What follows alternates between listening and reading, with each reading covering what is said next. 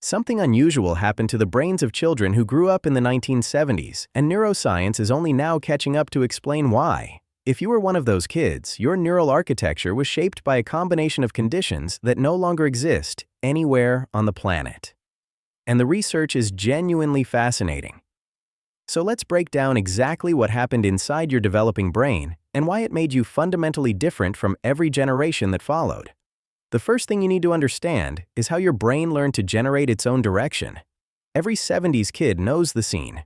You walk up to a parent on a Saturday morning complaining there's nothing to do, and suddenly there's a list of chores waiting for you. That was all the motivation you needed to disappear outside and invent your own entertainment for the next 8 hours. What sounds like simple parenting was actually neuroscience in action. Studies on unstructured childhood play consistently show that kids who had to create their own activities from scratch developed measurably stronger executive function and higher creative output. Your brain learned to manufacture purpose out of nothing. That's not a small skill. That's a cognitive capacity most people never build because they were never forced to. Now here's where it gets interesting. That creativity and independence you develop doesn't fully explain why you seem almost unnervingly calm when situations spiral out of control. That particular trait comes from something else entirely, something researchers call adaptive risk calibration. Think about what your average Tuesday afternoon looked like as a kid. Trees climbed way too high. Bikes launched off homemade ramps. Fireworks used in ways that would trigger a neighborhood evacuation today. Every single one of those experiences was feeding your nervous system real data about the difference between actual danger and manageable risk. Developmental psychologists have found that children who engaged with physical risk during play developed significantly lower baseline anxiety as adults and demonstrated far better threat assessment in real situations. You weren't reckless, you were training. The scrapes, the stitches, the close calls, they were all calibrating something inside your brain that no safety briefing or school program can replicate. This is why you can walk into a workplace crisis or a genuine emergency and immediately shift into problem-solving mode while others freeze. Your nervous system has already cataloged what real danger actually feels like. But there's a third piece of your neural makeup that might be the most striking of all when you compare it to what researchers see in people today. You developed what scientists now call comfortable solitude capacity. You spent entire afternoons doing nothing but thinking, lying in the backyard watching clouds move, listening to an album on headphones from start to finish with zero interruptions, riding your bike alone through neighborhoods just to explore.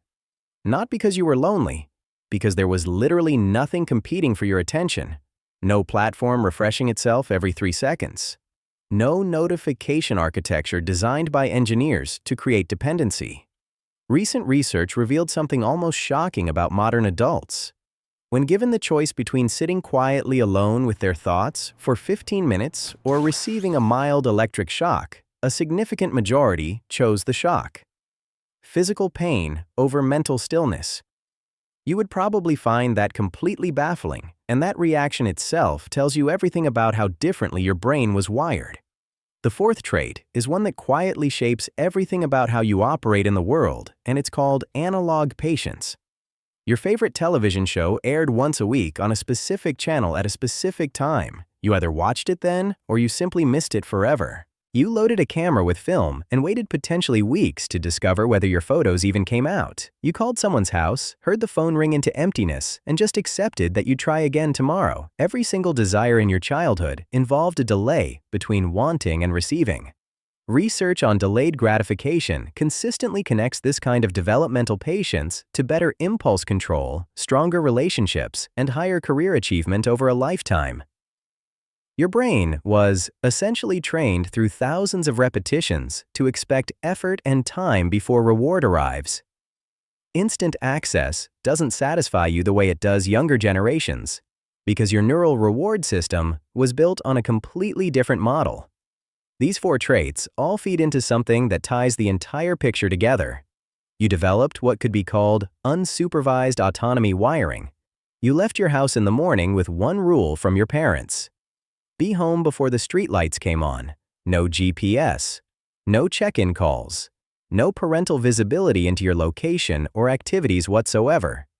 You made judgment calls entirely on your own.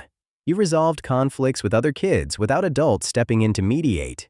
You assessed situations, chose your path, dealt with the outcomes, and learned from them directly. Research on childhood independence connects this kind of freedom of movement to significantly stronger internal motivation and decision-making capability in adulthood. Your parents weren't your friends or your entertainment directors. They were the authority in your life, and they assumed you were capable of handling the world. Here's what makes all of this particularly relevant right now. Researchers studying resilience, anxiety, creativity, and innovation keep arriving at the same conclusions. Calculated childhood risk builds resilience. Constant digital connectivity increases anxiety. Unstructured time develops creative thinking. Independent problem-solving drives innovation.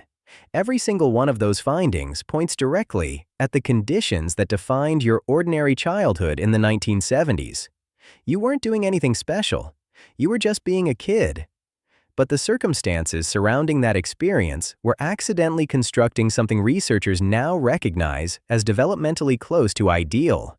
The independence that sometimes reads as coldness to others is actually deep competence. The ease you have with silence that confuses people around you is actually psychological depth. The patience you carry that looks passive to younger eyes is actually genuine discipline. The calm you maintain when everything falls apart that sometimes gets labeled as emotional detachment is actually mastery built through decades of real experience. You were shaped during what neuroscientists might describe as a developmental sweet spot. Enough structure to develop responsibility. Enough freedom to develop autonomy, enough risk to develop resilience, enough solitude to develop genuine self-knowledge. That combination doesn't exist in the same form anymore and probably never will again. So the next time you feel slightly out of sync with modern culture, out of step with how people around you process stress or boredom or uncertainty, understand what that feeling actually means.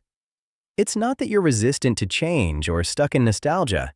It's that your brain was built by a world that no longer exists, using conditions that cannot be recreated, producing capabilities that the future is going to need more than ever. You didn't know any of this was happening when you were living it.